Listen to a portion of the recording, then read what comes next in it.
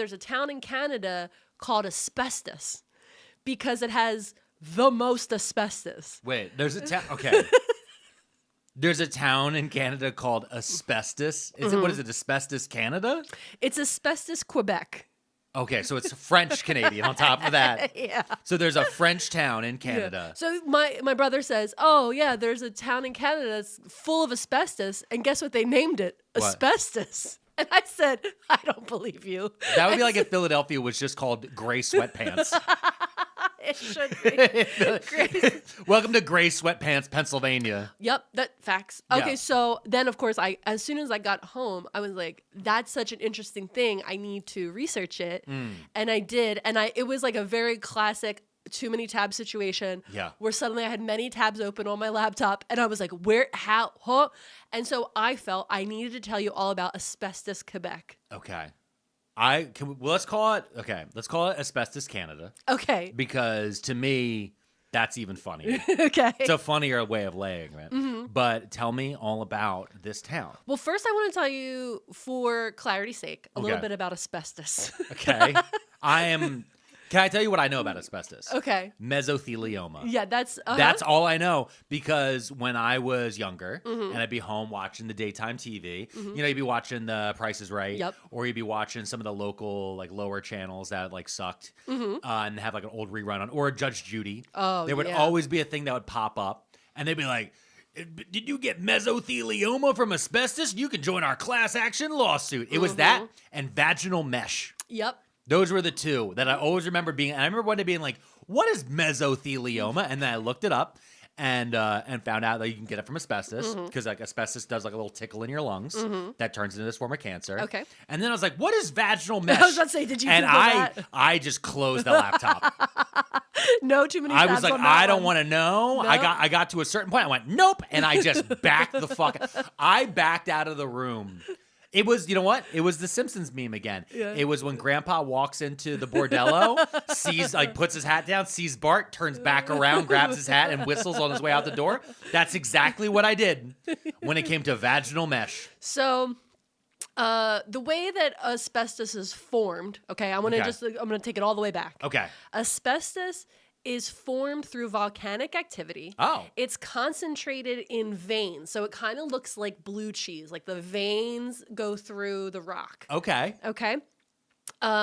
Basically, when there's volcanic activity, it cools in a specific way, and these veins are formed, and that is asbestos. Got it. It's mined in the same way as iron, lead, and copper are. However, when it's crushed, when iron and lead are crushed, they turn to dust. But when asbestos is crushed, it turns into small fibers that are too small to be seen by the human eye. In this form, asbestos presents a huge health risk for humans called chrysotile, right? These chrysotile, these tiny particles, can easily become airborne and inhaled, leading to a large variety of respiratory illnesses. Like mesothelioma. Exactly. Okay. It's number one. It's number one. Yeah, the mesothelioma and cancer and all those things are the Okay. number one thing. All right. So that might be the comment at the end of the episode. Yeah. Mesothelioma is number one. No. I just want to see people try to spell it. That's the trick. Just so you guys, for the listeners who don't know, if you've never made it to the very end of an episode, if you bailed out early, you won't know that we tell people secret comments to write Secret down. comments. So if you ever look at the comment section, you're like, why do people keep saying that? Yeah, why does everyone just keep writing red velvet cupcake on the last episode? It's because of me. Because we said, Grok, is this true? Grok, is this true? all right. So, Asbestos, Canada is it was the home of the world's largest asbestos mine called the Jeffrey Mine. It has a name, the Jeffrey Mine.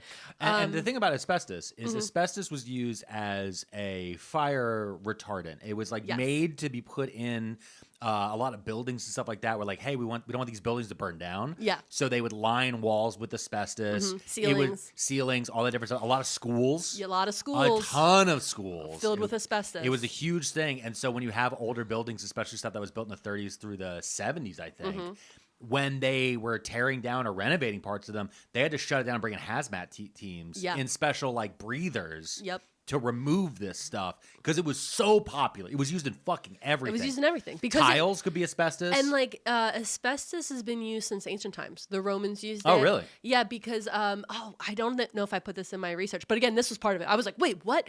It's like they called it like a firestone because you can put a pot made of asbestos like in a fire and it won't catch fire. Oh. So it was a good way to cook things, but again, they didn't know. Well, they also used lead in their pipes. Yeah, they were big in the danger minerals. You know what? That was one of those empires where they're like, we're just gonna try a little bit of everything, and then later we're like, wow, well, we should base all of our racists on this. Yeah, It's just every fascist should have a guy who eats from asbestos pots and drinks lead just water. Swims in dirty water with his family. No, and the then water runs- was clean.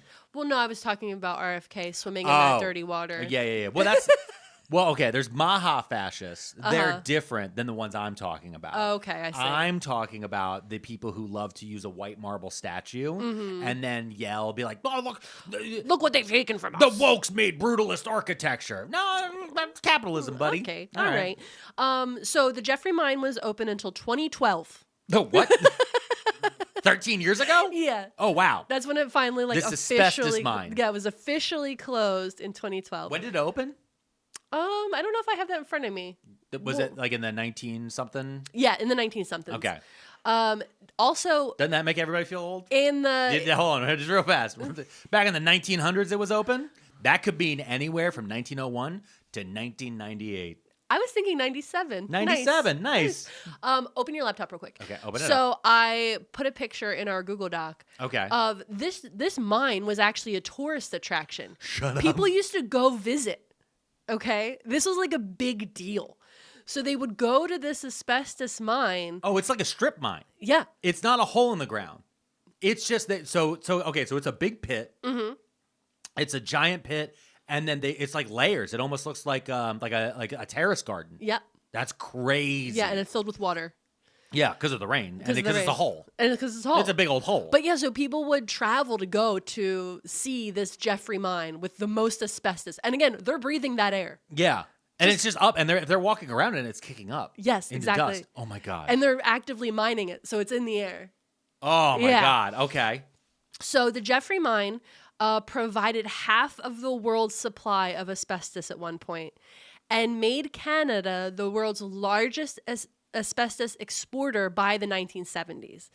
The industry delivered shipments valued at over $230 million Canadian, which I adjusted for inflation, which is $1.35 billion Canadian. $1.35 billion Canadian. That's incredible. Yeah, that's how much asbestos they were selling. That's so wild. When the truth came out about the dangers of asbestos it became very real about the dangers. Yeah. The mine closed and the whole town shut down because obviously everything in the town was built around this mine. And made of it. Yeah, exactly. I mean, I would be surprised if everybody lived in an asbestos house. Yeah, absolutely. Yeah. It's asbestos. Oh, it's the best thing that could ever happen It's super to us. cheap right here. You Yeah. can get as much as you want. Yeah. It's all millennial gray though. It's all millennial gray. Oh my and God. every outlet has been landlord painted. Yep. Yeah. The link between asbestos and health problems started being recognized with the first documented case of asbestos-related disease in 1924. Okay? It was in the 1930s that researchers began to definitively link asbestos to cancer. By the 1950s, the link between asbestos exposure and serious respiratory diseases, including cancer, was firmly established. So they knew in the 20s. Mm-hmm. By the 60s, they were like, yeah, this could be a problem. Oh, this okay. could be a problem. Yeah. But here's what happened. I found out that they actually knew way before that. Really? But because no one listens to women,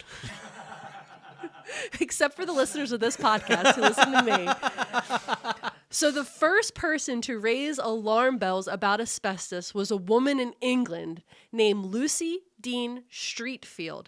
She was a nurse, a social worker, a union organizer, a suffragette, and one of the first women appointed justice of the peace and a licensed factory inspector. So Okay. this woman was busy, and she was about that life. Yeah. Okay? In 1898, 1898. in 1898, during her appointment as an inspectorate, Dean was one of the first people in the UK to warn of the harmful effects of asbestos, writing that asbestos occupations were to be observed, quote, on account of their easily demonstrated danger to the health of workers and because of ascertained cases of injury to bronchial tubes and lungs medically attributed to the employment of the sufferer, the evil effects of asbestos dust have also instigated a microscopic examination of the mineral dust by the medical inspector, clearly revealed that there was sharp glass-like, jagged natures of the particles, and where they are allowed to rise and to remain suspended in the air of the room in any quantity, the effects have been found to be injurious, as might have been expected. Yeah, because so what she's saying is she's like, the air is full of invisible glass. And everyone's like, shut up, lady. Yeah. And so that was in 1898. And again, nobody said that this was a firm link until 1960. And I want to point out, in 1898, Canada was still, it was a British, it still is part of the British Dominion. Yeah. But it was a British colony. Mm-hmm. Like, openly, it was just a British colony and completely under British control. Yeah. And so this is around. Mm-hmm. Incredible. Yeah. Incredible woman, not listened to. But also this, I'm going to push back a little bit because Yeah. this is one of those things, much like, I love to give the RFK people shit. Yeah. And the Maha people. But it's much like that, where it's like somebody comes forward, they have experience with this, and then an industry, I'm sure, comes forward and goes, nah, we don't have enough proof. Gotta do some more studies on this. I mean, come on. Yeah, okay, sure. A lot of our football players commit suicide because they got too many hits. That doesn't mean that there's a medical problem. Yeah, it doesn't mean that there's any association between the two things. But also, it's one of those things where 1898, we're in the realm of people getting more used to the idea of stuff that's so small we can't see. Yeah. Whether it be germs or bacteria, microscopes, all these different things is one thing. The idea of particles being suspended in the air, that's a little bit different. The fact that it's like microscopic glass is crazy. But what I'm thinking of immediately makes me think about the fact that there was recently here in America, actually I think here in like our region, there was some people who got injured. They were working at a countertop factory. Mm-hmm. And it's like a special silica countertop that has become very common. Yeah. When you cut it, which you have to cut it for these custom countertops, it sprays into the air, and that is very similar to asbestos. And so you had all these people, many of which were immigrants, who moved to the United States, who got the jobs in this factory, had lung injuries due to the fact that they were unmasked or the air wasn't regulated as well. And when they're using these saws to cut it, these power saws, it's just spraying microdust everywhere. And again, they're sucking it in, but which is, again, the anti-maskers who would then mix in with the RFK people. Like, well, no masks, though. No masks. But I mean, yeah, that's just fucking crazy. It's insane. Hey, you made it to the end of this clip from one of our full episodes. Do you want to see the whole episode? Go down to the show notes right here and go click on the link and you can watch the whole thing. Or are you looking for more Too Many Tabs content? If you haven't already liked and subscribed, check out this playlist right here. It has all of our episodes that we've uploaded to YouTube. Check us out. Too Many Tabs. Pearlmania, Pearlmania.